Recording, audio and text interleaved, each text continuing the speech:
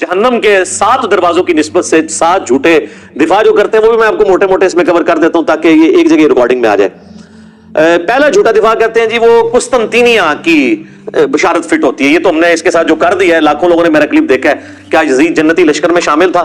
حدیث کی کتابوں سے بتایا کہ یہ بخاری میں جو حدیث ہے یہ تو آپ آؤٹ آف کانٹیکسٹ آپ پیش کرتے ہیں. صحیح بخاری میں حدیث ہے کہ میری امت کا پہلا لشکر جو کیسر روم کے شہر پہ حملہ کرے گا ان کی بخشش ہوگی ہے. اس میں تو قسطنطینیہ کا ذکر ہی کوئی نہیں ہے. کیسر روم کا شہر نبی الاسلام کے زمانے میں حمص تھا اور وہاں پہ حملہ کیا ابو عبیدہ ابن جراح نے. اگر کوئی اسے قسطنطینیہ بھی مانتا ہے یا اردو میں قسطنطنیہ یا انگلش میں کانسٹنٹائن نوبل, تو تب بھی یہ پہلا حملہ تو ہے نہیں تھا, کیونکہ اسی حدیث میں نا وہ کہتے ہیں جی وہ بخاری کے اندر حدیث موجود ہے. اسی حدیث کے اندر آتا ہے نا کہ وہ ابو ایوب انصاری بھی اس لشکر میں موجود تھے اور اسی لشکر میں وہ فوت ہو گئے, اور جو کہتے ہیں یزید نے ان کا جنازہ پڑھایا. تو ظاہر ہے وہ اسی نے پڑھانا تھا, حکمران ہی پڑھاتے ہیں نا, حکمرانوں کے ہاتھ میں سب کچھ ہوتا ہے نا. وہ تو امام حسن کا جنازہ بھی مروان بن رکم نے پڑھایا, حضرت حسین کو نہیں پڑھانے دیا, لیکن وہ حضرت حسین نے کمپرومائز کیا کہ اب یہ حکمران ہے, شریعت کو تو فالو کرنا ہے. تو وہ کہتے ہیں دیکھیں یزید اس لشکر کا امیر تھا. اس میں پہلے کا تو ذکر ہی نہیں ہے کہ یہ یزید جس لشکر میں تھا وہ پہلا لشکر ہے. وہ اب آپ سنیں, یہ بخاری سے جو حدیث پیش کرتے ہیں نا ابو ایوب انصاری والی, یہ 1186 ہے. ابو داؤد میں 2512 نمبر حدیث ہے. ابو عمران تابعی کہتے ہیں جب ہم قسطنطینیہ پہ حملے کے لیے پہنچے تو اس وقت ہمارے لشکر کے امیر عبد الرحمن بن خالد بن ولید تھے. تو یہ یزید سے الگ کوئی اور لشکر ہے. اور اس میں سیدنا ابو ایوب انصاری نے ہمیں ایک آیت کی تفسیر سمجھائی اور پھر وہ اللہ کی راہ میں مسلسل جہاد کرتے رہے حتیٰ کہ آخر میں قسطنطینیہ میں دفن ہوئے. تو قسطنطینیہ پہ جو پہلا حملہ ہوا, اگر یہ 2 حملے بھی مانے جائے, ویسے اس سے بھی پہلے ایک حملہ ہوا ہے, پھر بھی اگر یہ حملہ بھی پہلے مانا جائے تو حضرت خالد بن ولید کے بیٹے نے حملہ کیا ہے, کیونکہ اس میں ابو ایوب انصاری زندہ ہیں. اور بخاری میں جس حملے کا ذکر ہے جس میں یزید ابن معاویہ تھا, اس میں ابو ایوب انصاری 54 ہجری میں فوت ہوئے ہیں. وہ آخری حملہ تھا. ویسے اس کے بعد بھی حملے ہوئے ہیں, وہ تو پھر ہوتے رہے ہیں, حتیٰ کہ جا کے یہ سلطان محمد فاتح نے آ کے فتح کیا ہے, جو آپ ارطغرل دیکھ رہے ہیں آج کل. یہ 7واں سلطان ہے اسی کی ارطغرل کی اولاد میں سے. یہ تو جا کے پھر 8ویں 9ویں صدی ہجری کے اندر آ کے فتح ہوا ہے. تو بہرحال بشارت حملہ کرنے والے کے لیے تھی. تو یہ تو فارغ ہوا ان کا دفاع. دوسرا کہتے ہیں جی یزید جی تابعی ہے. اس پہ میں وہ الیاس گمن صاحب والا جواب دوں گا, انہوں نے بڑا پیارا جواب دیا. انہوں نے کہا تابعی کہتے ہیں اتباع کرنے والے کو. صحابی صرف صحبت سے ہو جاتا ہے, لیکن تابعی کسی صحابی کی صحبت سے نہیں ہوتا جب تک وہ صحابہ کا پیروکار نہ ہو. تو انہوں نے کہا کہ یزید ابن معاویہ تو تابعی ہے ہی نہیں ہے, کیونکہ انہوں نے اتباع تو صحابہ کی نہیں ہے. ایسے بہت پیارا جواب دیا, زبردست. انہوں نے کہا تابعی تو ہوتا ہے اتباع کرنے والا, اس کے تو سارے کرتوت ہی برے ہیں. اچھا, تو اگر یہ تابعی ہے تو پھر سر حجاج ابن یوسف صحابہ کا قاتل, وہ بھی تابعی ہوا پھر. اور خوارج کلمہ گو اہل قبلہ تو تھے, وہ بھی سارے تابعین ہوئے. یہ سب فراڈ ہے. اس طریقے سے نہیں ہوتا کہ آپ چیزیں بنانا شروع کرتے ہیں. اور اسی میں وہ حدیث بھی لیتے ہیں ترمذی سے کہ نبی اسلام فرمایا جس نے مجھے دیکھا اسے آگ نہیں چھوئے گی, جس نے اس کو دیکھا اسے آگ نہیں چھوئے گی, جس نے اس کو دیکھا. وہ کہتے ہیں دیکھیں صحابہ تابعین تبع تابعین تک یہ چیز جاتی ہے تو سارے بخشے ہوئے. تو سر جتنے بڑے بڑے کذاب قسم کے احادیث میں راوی ہیں نا, زیادہ تر وہ قانوناً تابعین کے اندر موجود ہیں. خوارج بھی اس کے اندر آ جائیں گے, تو ساروں کو بشارت ہوگی. پھر وہ کہیں گے نہیں. اب حجاج ابن یوسف کا تو دفاع کر نہیں سکتے, کہ مسلم شریف میں حدیث ہے کہ بنو ثقیف کے اندر ایک ظالم اور ایک کذاب پیدا ہوگا, اور اسماء بنت ابی بکر کہتی ہے کہ ظالم حجاج تو ہے. تو جب حجاج کو اسماء بنت ابی بکر کہہ رہی ہے تو ان کو آگے سے حجاج کو کہنا چاہیے تھا نہیں میں تو تابعی ہوں, میرے پہ تو آگ حرام ہے. اسماء یہ آپ کیا باتیں کر رہی ہیں, آپ دیکھیں آپ صحابیہ ہیں, میں نے آپ کو دیکھ لیا, میں ابھی تابعی ہو گئی, آگ ختم ہوگی. وہ ایڈی گل حجاج نو بھی سمجھ سی جی ناصبی نو نہیں سمجھ, کہ ایویں نہیں کوئی ہو جاتا تابعی تے ویکھ لیا. اچھا جی, تیسرا وہ کہتے ہیں جی حضرت علی کا جو بیٹا ہے محمد بن حنفیہ, جو حنفیہ نامی ایک عورت جس سے شادی کی تھی حضرت علی نے سیدہ فاطمہ کی وفات کے بعد, ان سے پیدا, وہ کہتے ہیں وہ تو بڑی تعریف کرتا تھا یزید ابن معاویہ کی. اچھا جی کدھر لکھا ہے کس حدیث میں؟ نہیں ان کی باتیں حدیثوں میں, وہ کہتے ہیں وہ ابن کثیر میں جسے عربی میں البدایہ والنہایہ کہتے ہیں اس میں موجود ہے. ہاں جی دکھائیں, دکھا نہیں آپ کو سکتے, وہ اس قابل ہی نہیں دکھائیں, کیونکہ اس میں محمد بن حنفیہ کے پاس عبداللہ بن مطیع سے آبی آتے ہیں. محمد بن حنفیہ تابعی ہے, عبداللہ ابن مطیع سے آبی وہ ہے جسے گھٹی حضور نے خود دی ہوئی ہے, جونیئر صحابہ میں سے صلی اللہ علیہ وآلہ وسلم رضی اللہ تعالیٰ عنہ. اور وہ کہتے ہیں محمد بن حنفیہ سے کہ آپ کیوں چپ کر کے بیٹھ گئے ہیں, آپ کا بھائی حسین قتل ہو گیا ہے اس یزید کی وجہ سے, تو آپ اس کے خلاف کھڑے ہو, قیام کریں. تو مومن حنفیہ کہتے ہیں کہ بھائی، اور عبداللہ ابن مطیع کہتے ہیں کہ اس کے کرتوت تو ایسے ہیں کہ آسمان سے پتھر برس پڑے جو اس کے کرتوت ہیں برے. کہتے ہیں جی وہ شرابی، اور اس میں شرابی کے الفاظ بھی ہیں اور باقی الفاظ بھی. وہ کہتے ہیں نہیں کہاں لکھا ہوا ہے. تو وہ مومن حنفیہ کہتے ہیں کہ نہیں بھائی، میں نے تو جتنے دن میں اس کے پاس رہا ہوں، میں نے تو اس کے اندر کوئی چیز نہیں ایسی دیکھی. میں نے تو اسے نماز کا پابند اور سنت کا عامل پایا ہے. جن کے آباء و اجداد سنت کو توڑنے والے ہیں، ان کا وہ کہتے ہیں سنت کا عامل پایا ہے. تو کہتے ہیں دیکھیں مومن حنفیہ نے توثیق کر دی. اس کو ویسے میں نے ایلبریٹ کیا ہے. پھر وہ باقیوں نے کہا حضرت جتنے دن آپ وہاں رہے ہیں نا، اتنے دن آپ نے اس کو ایسا پایا. یعنی اتنے دن وہ پگڑی بن کے نماز پڑھتا رہا رفع دین نال. پہلے تو نہ رفع دین کرتا سی، ننگے سے نہیں پڑھتا سی نماز. یعنی وہ لبادے اڑے ہوئے ہوتے ہیں نا انہوں نے. تو یہ تو جتنے دن آپ رہے ہیں اتنے دن اس نے سر ڈھانپ کے نماز پڑھی ہے. تو عبداللہ بن مطیع صحابی ہے اور مومن حنفیہ تابعی ہے. جب صحابی اور تابعی کا قول ٹکرائے تو کس کی بات مانی جائے گی؟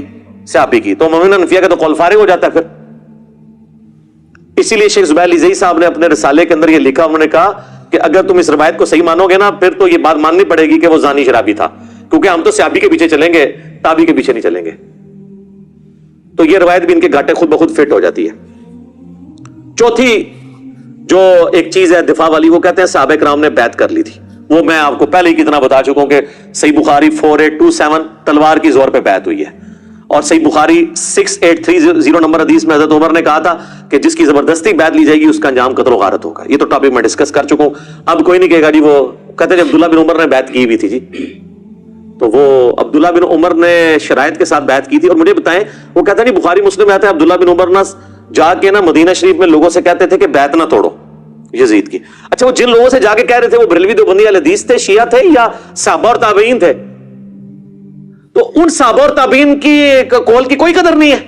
ہم سمجھتے ہیں کہ اس میں عبداللہ بن عمر کا قول شاذ ہے، اکثریت کا وہی موقف تھا. اور پھر عبداللہ بن زبیر جو ڈٹے رہے آخری وقت تک، وہ صحابی نہیں ہے. ایک قول لے لیتے شاذ. وہ عبداللہ بن عمر تو پھر دیکھ لیں آپ، صحیح بخاری میں آتا ہے عبداللہ بن عمر جو پوری زندگی بنو امیہ کا ساتھ دیتے رہے نیوٹرل بن کے، کبھی ان کا حصہ نہیں بنے، لیکن نیوٹرل بننا بھی ساتھ تھا. آخری عمر میں تو وہ پچھتاتے تھے. صحیح بخاری میں آتا ہے ان کو تو قتل ہی حجاج بن یوسف نے کروایا، ان کے پاؤں میں نیزہ مروا کے. اور المستدرک للحاکم کے اندر آتا ہے کہ عبداللہ بن عمر کہتے تھے مجھے پوری زندگی نہ میں نے کبھی نماز چھوڑی نہ کبھی روزہ، مجھے پوری زندگی کسی نیک عمل کے چھوٹنے کا کوئی غم نہیں ہے، جو مجھے یہ غم ہے کہ میں نے مولا علی کے ساتھ مل کر باغیوں کے خلاف قتال کیوں نہیں کیا. تو آخری عمر میں جو عبداللہ بن عمر کو بات سمجھ آئی نا، وہ حضرت علی کے ساتھیوں کو ان کی زندگی میں سمجھ آ گئی، کچھ کو واقعہ ہرا کے بعد سمجھ آئی، اور حضرت عبداللہ بن عمر کو آخری عمر میں سمجھ آئی جا کے. بہرحال حضرت عبداللہ بن عمر کا رجوع اس میں مل گیا، لہٰذا ان کے پیچھے کوئی نہ چھپے گا جی وہ بیعت سے روکتے تھے. جب ان کو ہاتھ لگے تو ان کو پتا چل گیا کہ یار میں تو ان کے ساتھ چلتا رہوں، میرے ساتھ بھی انہوں نے ہاتھ کر دیے. پانچواں وہ کہتے ہیں جی کوفیوں نے مارا جی، اہل شام نے نہیں مارا، وہ تو شام کی طرف جا رہے تھے جی. تو میں نے بتایا بھائی کوفیوں نے مارا، ظاہر ہے کوفے میں عبید اللہ ابن زیاد گورنر کوفہ جو ہے یزید کے ہی لگایا تھا. آج اگر وہ کہتا ہے پنجاب پولیس نے کیا تو اس کا یہ مطلب نہیں کہ پرائم منسٹر سے کوئی تعلق نہیں ہے، وہ انہی کے انڈر ہے، لہذا یہ بھی پلی غلط ہے. اس میں پہلے بھی ڈسکس کر چکا. چھٹا وہ کہتے ہیں کہ جی وہ دیکھیں جی 3 شرطیں رکھ دی تھی جی حضرت حسین علیہ السلام نے، وہ تو تیار تھے. انہوں نے کہا کہ مجھے یزید کے پاس جانے دو، میں ہاتھ رکھ کے بیعت کر لیتا ہوں. سبحان اللہ. اور سر یہ ہو جاتا تو عبید اللہ ابن زیاد نے لڑیاں ڈالنی تھی اور اس نے کہنا تھا حضرت آپ کے ابا جان حضرت معاویہ رضی اللہ تعالیٰ عنہ پوری کوشش کر کے 4 سال جو کام نہیں کروا سکے کہ حسین سے بیعت لیں آپ کے لیے، میں نے دیکھے کتنا کارنامہ کر دیا. تو یزید ابن معاویہ نے اسے اور نوازنا تھا کہ یار تو واقعی بڑا سمجھدار قسم کا میرا گورنر نکلا ہے. وہ کہانی وہ بنائے جو فٹ ہوتی ہو، یا مجھے شام جانے دو یا واپس مدینے جانے دو یا مسلمانوں کی کسی سرحد پہ بھیج دو میں جا کے قتال کروں. وہ تو جی بس کیسے ان کو پتا چل گیا تھا کہ یہ کوفیوں نے ہمارے ساتھ دھوکہ کیا اور یہ وہ کیا. اچھا جی یہ سٹوری بالکل فٹ نہیں بیٹھتی. اور یہ جس کتاب سے لے کے آتے ہیں نا، انصاب الاشراف وہ کتاب ہے امام بلازری کی، پہلے 300 سال میں مسلمانوں کے ایک بڑے ائمہ میں سے. انصاب الاشراف یعنی وہ کتاب جس میں بڑے بڑے جو اشرافیہ ہیں، بڑے بڑے خاندانوں کے جو لوگ ہیں ان کے فضائل بیان ہوئے ہیں. یعنی اس میں بنو ہاشم کے بھی، بنو امیہ، بنو عباس کے، اور جس میں بایوگرافی بھی لکھی ہے صحابہ اور تابعین کی، اس میں سے وہ لے کے آتے ہیں. کہتے ہیں جی اس کے اندر یہ موجود ہے. اور شیخ زبیر صاحب نے بھی فضائل صحابہ اپنی کتاب میں نا یہ لکھ دیا، لیکن انہوں نے انصاف یہ کیا کہ انہوں نے کہا کہ اس کی سند حلال بن یساف تک تو ثابت ہے، لیکن حلال بن یساف کا واقعہ کربلا میں ہونا بھی ثابت ہونا چاہیے نا، تو پھر مرنے سے پہلے انہوں نے اس کتاب سے ہی رجوع کر لیا۔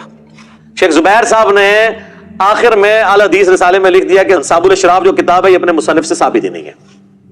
ویسے زیادہ میجورٹی کا یہی موقف ہے کہ اپنے مصنف سے ثابت ہے، لیکن زبیر عزیز صاحب گھبرا گئے تھے، وہ مجھے کہتے تھے کہ اگر یہ انصاب الاشراف کو انہوں نے صحیح مان لیا نا تو پھر حضرت معاویہ کا کیا بنے گا، حضرت ابو سفیان کا کیا بنے گا، کیونکہ اسی انصاب الاشراف میں بالکل صحیح سند کے ساتھ ایک چیز موجود ہے جو باقی اہل سنت کی کتابوں میں کوڈ ورڈز میں ہے، مسند البزار میں بھی ہے اور مجموع الزوائد میں بھی ہے۔ امام حسمی جو ابن حجر اسقلانی کے استاد ہیں انہوں نے بھی لیا کہ نبی علیہ السلام کے سامنے سے ایک اونٹ گزرا تھا، آپ نے فرمایا کہ اونٹ پہ بیٹھے ہوئے پہ بھی اللہ کی لعنت، اس کی مہار پکڑنے والے پہ بھی اللہ کی لعنت، اس کو ہانکنے والے پہ بھی اللہ کی لعنت۔ یہ حدیث ختم۔ اس حدیث سے کون سی خدمت ہوئی ہے، پتہ ہی نہیں کہ کون ہوا، کیا ہوا، کس وجہ سے لعنت ہوئی۔ مسند البزار اور مجموع الزوائد میں یہ دوری روایت ہے، لیکن انصاب الاشراف میں ان تین بندوں کے نام ہیں، وہ میں کوڈ ورڈز میں آپ کو بتا دیتا ہوں۔ اونٹ کے اوپر امیر شام کے والد محترم بیٹھے ہوئے تھے، اونٹ کی مہار امیر شام کے ہاتھ میں تھی۔ امیر شام میں یزید کو نہیں کہہ رہا، ان کے والد کو کہہ رہا ہوں، اور ہانکنے والے امیر شام کے بھائی تھے، جو مسند البزار اور مجموع الزوائد میں لکھا ہے کہ اونٹ بیٹھے ہوئے پہ بھی لعنت، ہانکنے والے پہ بھی لعنت، مہار والے پہ بھی لعنت۔ تو شیخ زبیر صاحب کہتے تھے اس روایت کو بھی صحیح ماننے، تو انہوں نے کہا حضرت معاویہ کو بچانے کا، ابو سفیان کو بچانے کا رضی اللہ عنہما طریقہ یہ ہے کہ اس کتاب سے اعلان برات کر۔ اب اس میں اور بھی بہت ساری روایتیں ہیں، ٹھیک ہے، یزید کے آباء و اجداد کے تابوت آگ میں ہیں، وہ ہم نہیں بیان کرتے آپ سے، ٹھیک ہے، اور بھی کافی ساری چیزیں۔ تو اس کتاب سے انہوں نے جان چھڑا لی کہ چھوڑو ہے، تو لہٰذا آندہ کو 3 شرائط والی بتائے نا، ان کو 3 شرائط والی کتاب مننی ہے،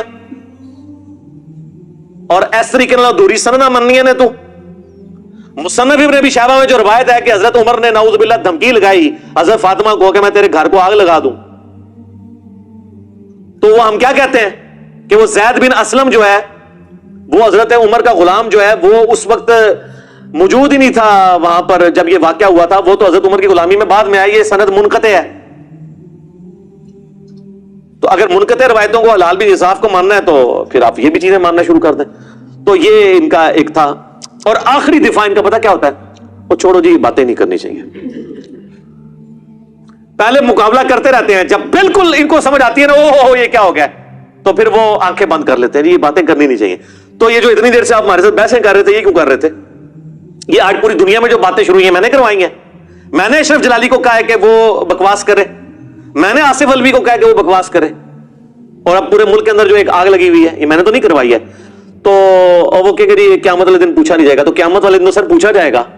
المستدرک الحاکم میں حدیث ہے کہ اگر کوئی شخص مقام ابراہیم اور حجر اسود کے درمیان، اور جو دروازہ بھی اسی پورشن میں آتا ہے، پوری زندگی نمازیں پڑھتا رہے اور روزے رکھتا رہے، پھر بھی اللہ سے اس حال میں ملے مرنے کے بعد کہ اس کے دل میں ہم اہل بیت کا بغض ہوا، تو اللہ تعالیٰ اسے ضرور دوزخ میں داخل کرے گا۔ کہتے ہیں جی پوچھا نہیں جائے گا۔ صحیح مسلم میں حدیث کیا نہیں ہے 240، علی سے محبت نہیں رکھے گا مگر مؤمن، علی سے بغض نہیں رکھے گا مگر منافق، پوچھا نہیں جائے گا۔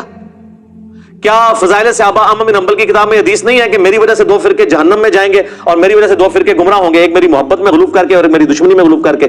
پوچھا نہیں جائے گا۔ وہ جی قرآن میں لکھا ہے تلک امۃ قد خلت لہا ما کسبت ولکم ما کسبتم، سورۃ البقرہ پارہ نمبر 1 کی آخری آیت، وہ آدھی پیش کرتے ہیں، اور وہ تو کہا جا رہا ہے یہودی کہتے تھے ہمیں حضرت ابراہیم کی نسبت حاصل ہے، حضرت ابراہیم کی نسبت سے اللہ تعالیٰ ہمیں چھوڑ دے گا، تو اللہ نے فرمایا کہ ابراہیم اور ان کے ساتھی اپنے نیک اعمال اپنے ساتھ لے گئے، تم سے نہیں پوچھا جائے گا کہ انہوں نے کون سے نیک اعمال کیے، تم سے تمہارے اعمال کے بارے میں پوچھا جائے گا۔ برے اعمال کا تو ذکر ہی نہیں ہے، ورنہ الفاظ ہوتے علیہا مکتسبت وعلیکم، وہاں لہا ما کسبت ولکم ما کسبتم۔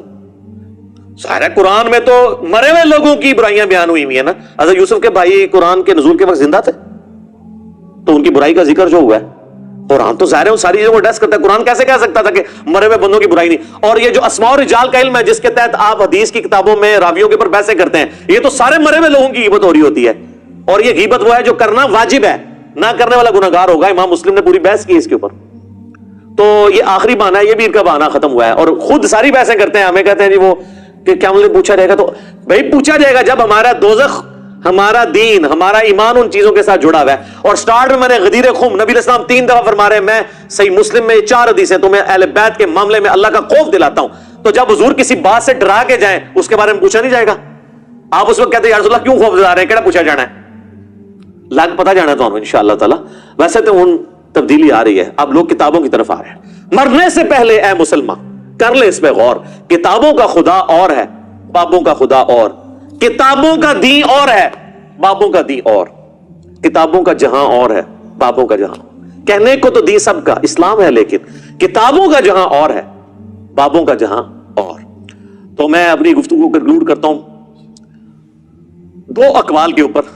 ابراہیم نخعی 96 ہجری میں فوت ہوئے, تابعی ہیں, بخاری مسلم کے راوی ہیں. ان کا قول صحیح سند کے ساتھ موجود ہے المعجم الکبیر طبرانی کے اندر. وہ کہا کرتے تھے بالفرض میں حسین ابن علی کے قاتلین میں شامل ہوتا اور قیامت والے دن اللہ مجھے معاف بھی کر دیتا اور میں جنت میں بھی پہنچ جاتا, تب بھی میں جنت میں رسول اللہ کے سامنے آنے سے ڈرتا کہ کہیں جنت میں حضور مجھ سے یہ نہ پوچھ لیں کہ تو بھی شامل تھا میرے حسین کے قاتلوں میں. حالانکہ جنت میں پہنچنے کے بعد تو کسی کو ڈر نہیں ہونا چاہیے, جنت سے نکالا نہیں جائے گا, لیکن جو غیرت مند ہوتے ہیں نا ان کو ڈر ہوتا ہے, بغیرتوں کو نہیں ہوتا, اور بغیرتوں نے جنت میں جانا بھی نہیں ہوتا. جن کو جنت میں جانے کی ٹینشن ہے نا انہیں کو ڈر ہے کہ وہاں پہ حضور ہم سے نہ پوچھ لیں.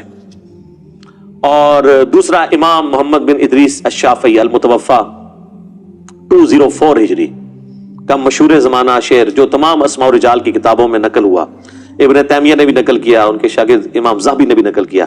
ان کان رفضا حب آل محمد فلیشہد الثقلان انی رافضی. بالفرض اگر اہل بیت کی محبت کا نام رافضی ہونا ہے تو تمام جن و انس اس پر گواہ ہو جاؤ کہ میں رافضی ہوں. اس پہ میں نے پھر اسے کمپلیٹ کیا ہے کہ بالفرض اگر رسول اللہ کی محبت کا نام بریلوی ہونا ہے, اگر غلوف کے درجے میں نہ ہو تو میں بریلوی ہوں. اگر صحابہ کرام کے دفاع کا نام دیوبندی ہونا ہے, غلوف کے درجے میں نہ ہو, معصومیت کلیم نہ کر دی جائے تو میں دیوبندی ہوں. اگر کتاب و سنت کو ماننے کا نام اہل حدیث ہونا ہے, اور یہ میرے آنے سے پہلے والے جو اہل حدیث تھے اب تو وہ کتاب و سنت سے ہٹ چکے ہیں, تو میں اہل حدیث ہوں. اور اگر اہل بیت کی محبت کا نام غلوف کے درجے میں اگر نہ ہو, جس میں صحابہ کرام پہ سب و شتم نہ کیا جائے, خلفائے ثلاثہ کی توہین نہ کی جائے, جس طرح کہ ایران میں بہت اسٹرکٹ ہے اس میں معاملہ, اس کا نام شیعہ ہونا ہے, نام شیعہ. تو یہ صرف سمجھانے کے لیے, میں تو جو ہوں آپ کو پتا ہے کیا کہ نام ہے بابی, نام ہے بابی, میں ہوں مسلم علمی کتابی. نہ ہم سو کالڈ وہابی ہیں, کوئی علمی بات کرے اسے کہہ دیتے ہیں وہابی ہے, اور نہ ہم بابوں کا دفاع کرنے والے بابی ہیں. اور بابی میں بریلوی, دیوبندی, اہل حدیث, شیعہ اور جتنے دنیا کے فرقے ہیں جو اپنے اپنے بابوں کے دفاع میں کھڑے ہیں وہ سارے ہی بابی ہیں. بلکہ اب وہابی بھی بابی ہو چکے ہیں. وہابیوں کو جب سنایا کہ نام ہے بابی, نام ہے بابی, کیونکہ وہ تو اب کتاب و سنت سے تو وہ ہٹ چکے ہیں نا. تو اس کے علاوہ بھی کئی باتیں ہو سکتی تھی, لیکن یہ نشست متحمل نہیں ہے کہ ہم ڈیٹیلز میں جائیں. باقی میں نے سب کچھ کر دیا. یہ ریسرچ پیپر منگوا کے پڑھیں, آپ مفت ڈاؤن لوڈ کریں ahlsunnatpak.com سے, ڈاک میں منگوا سکتے ہیں. صبح 9 سے شام 5 بجے تک ہمارے اکیڈمی کے نمبر پہ رابطہ کریں 032159000162. بیچ میں نمازوں کا وقفہ, کھانے کا وقفہ آ سکتا ہے, رابطہ کرتے رہیں. کال کریں گے, ٹیکسٹ میسج بھیجنا ہوگا, واٹس ایپ کو انٹرٹین نہیں کیا جائے گا الا یہ کہ کبھی کال آ جائے اس پہ. تو میسج واٹس ایپ پہ نہیں بھیجنا. تو یہ ریسرچ پیپر مفت آپ کے گھر میں 12 کا پیکج, اس کے ساتھ مزید اور ریسرچ پیپر ہیں. ٹوٹل 12 کا پیکج, 3 اذکار کارڈ اور 9 ریسرچ پیپر بالکل مفت آپ کے گھر آئے گا. صرف TCS کے 300 روپیز آپ نے دینے ہیں. تو انشاءاللہ تعالیٰ آپ کو یہ سارے حقائق پتہ چل جائیں گے, اور آپ کو پتہ چل جائے گا کہ یہ بنو امیہ نے اس امت کے ساتھ کیا کیا ہے. اور یقین جانے کہ یہ اگر ایشو اس وقت گرم نہ ہوتا تو میں نے کبھی بھی یزید کے معاملے میں بات کرنی نہیں تھی. میں یہ سمجھتا ہوں کہ یزید کے معاملے کو اٹھانا ہمارے سنیت کے مقدمے کو کمزور کرتا ہے. اصل مسئلہ یزید سے پہلے بگڑ چکا تھا, وہ لوگ پھر سامنے نہیں آتے ہیں, یعنی بنو امیہ, اور وہ یزید کے پیچھے چھپنے کی کوشش کرتے ہیں. یزید کی تو کوئی اوقات ہی نہیں ہے سر. اس لیے اب آپ دیکھ رہے ہیں کہ وہ کہتے ہیں یار یزید کو اب جو مرضی کہہ لو, ٹھیک ہے. بلکہ اب تو اہل حدیث کے اندر بھی 2 پارٹیاں پیدا ہو گئی ہیں, ٹھیک ہے. تو بہرحال ہم نے کوشش کی ہے کہ ہم کتابی باتیں آپ سے کریں, حکمرانوں کی لکھائی ہوئی تاریخ نہیں بلکہ محدثین کی محنت سے جمع کی ہوئی صحیح الاسناد احادیث. اس میں جو حق بات میں نے کہی اللہ تعالیٰ ہمارے دلوں میں راسخ فرمائے, اور اگر کوئی غلط بات میرے منہ سے نکل گئی تو اللہ تعالیٰ ہمارے دلوں سے اسے دھو دے, ہمیں معاف بھی فرما دے. ہمیں کتاب و سنت کی تعلیمات پر عمل کر کے دوسرے بھائیوں تک پہنچانے کی توفیق عطا فرمائے. سبحانک اللہم و بحمدک اشہد ان لا الہ الا انت استغفرک و اتوب الیک. صلاۃ بر محمد و آل محمد. اللہم صلی علی محمد و علی آل محمد و اصحابہ و ازواجہ و اہل بیتہ اجمعین الی یوم الدین. وما علینا الا البلاغ المبین. جزاکم اللہ خیر.